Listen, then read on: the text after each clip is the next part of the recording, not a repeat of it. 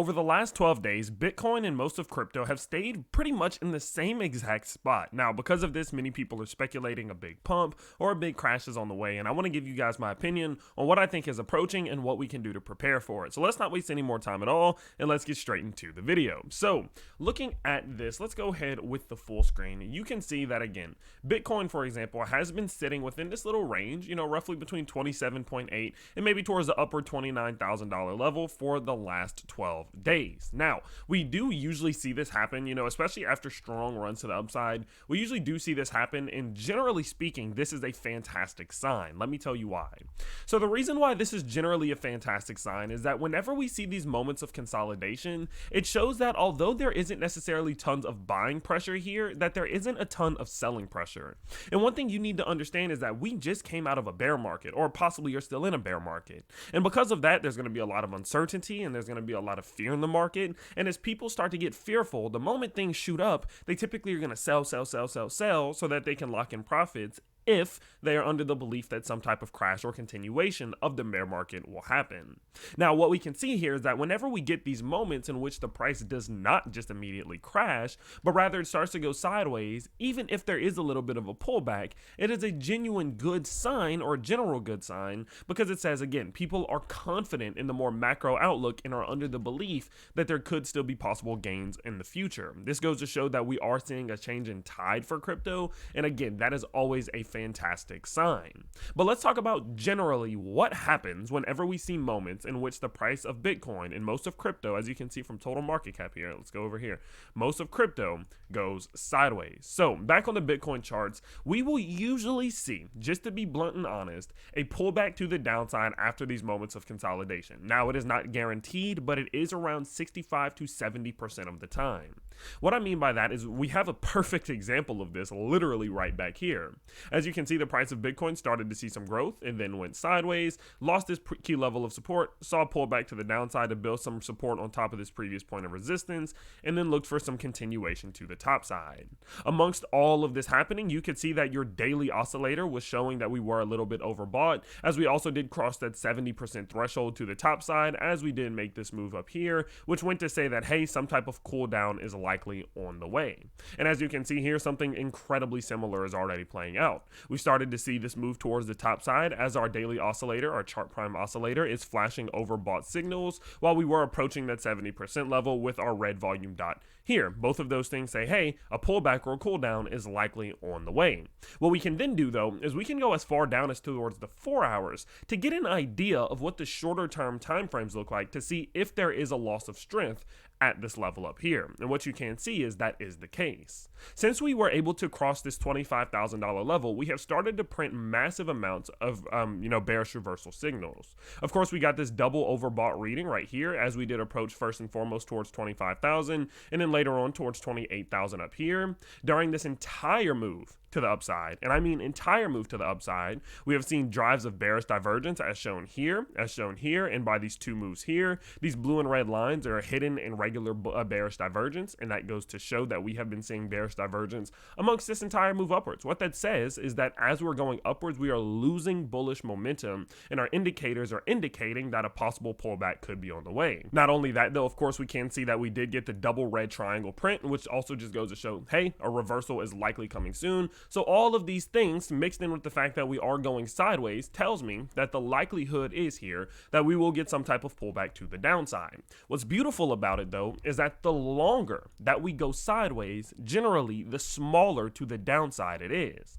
Usually speaking, whenever we get a big pump like this, you see how the moment that we started to pull back and we didn't go sideways, but rather we just legitimately just crashed, we pretty much absorbed this entire move to the upside. We weren't able to hold it.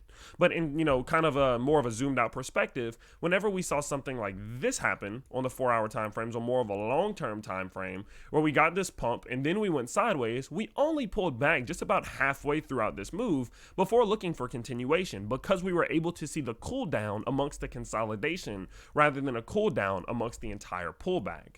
One thing you can also see is that as this thing has started to move and started to go sideways, we're also in a position in which our daily Bollinger Bands have started in the 20 simple moving average has started to catch up to the price. Whenever we are capable of going sideways in moments like this, it allows that 20 simple moving average to catch up with the price, so it doesn't need a huge pullback to the downside in order to bounce off that 20 SMA. You all know it, in these moments when we see an extension outside of the Bollinger Bands, we will almost always get a pullback to the 20 SMA. Look at history. We did this. We went back to the 20 SMA. We did this, back to the 20 SMA. We did this, back to the 20 SMA. We did this, back to the 20 SMA. And it goes on and on and on. And so whenever we're, say, up here, if we're going to go back to that 20 SMA, we have to see a huge pullback to the downside. But rather, if we can go sideways and that 20 SMA can move up towards us, it only takes just a little bitty bounce to get back to it before we can see some type of continuation. And that's exactly what we've been seeing over the last few days here.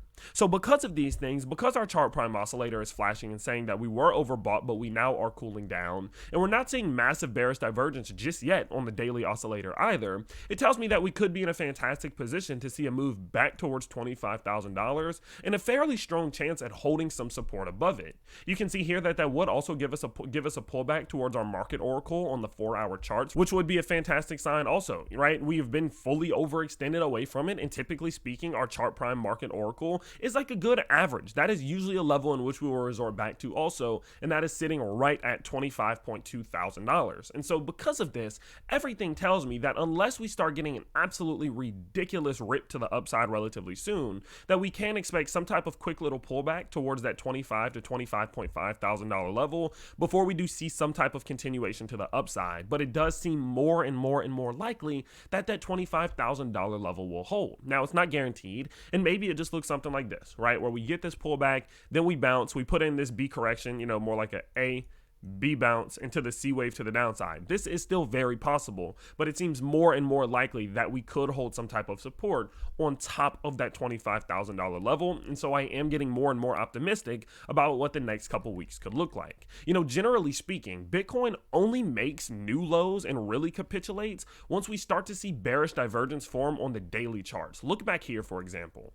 Whenever we were up here, right, and we made this move, we didn't get any bearish divergence. Look, we had no bearish divergence from these prior moves. You see, there's no lines connecting these moves. But once we got a pullback and a bounce to the upside, now look what happened. Now we see this bearish divergence. Look at the red line. Now we see this bearish divergence playing out, showing, hey, we're losing momentum, a crash is likely, and then boom, the crash came. What you can see here is that on this move to the top side, we've not seen bearish divergence play out yet. And so it tells me that it could very possibly see a bounce back towards the upside, look for that higher high, then maybe start to print in this bearish divergence, and then the stronger pullback to the downside comes. That is well within the realm of possibility, but again, it seems more and more likely that we're not going to get this major crash just yet, and that support very well could hold if we do start to capitulate to the downside. Now, obviously, there is the argument to say, well, what if we don't crash? What if we break to the upside? Although I don't really think that's going to happen, I think the way in which you would identify that is look for some daily closes above this level of $28.6 thousand.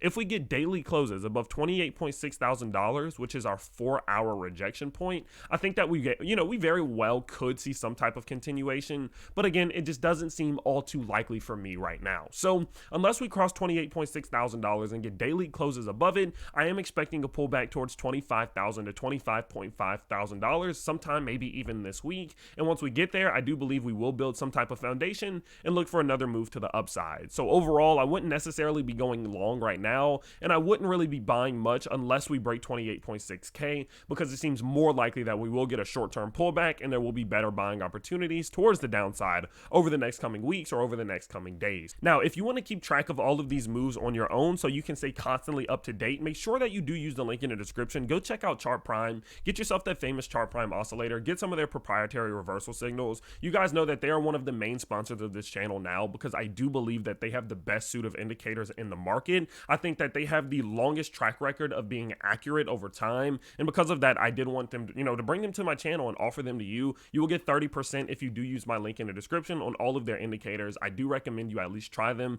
and check them out and see what you think, because it could absolutely transform your entire trading game. And it is something that I believe to be super essential moving forward. And so with that said, they will continue to be on the channel. You will continue to see me use them because they are just simply that good. And I hope you guys do find that way also. But with that said, that's going to be about it for today's video. Of course, I hope you guys did enjoy, and I will see you all tomorrow with another update. Peace out, everybody.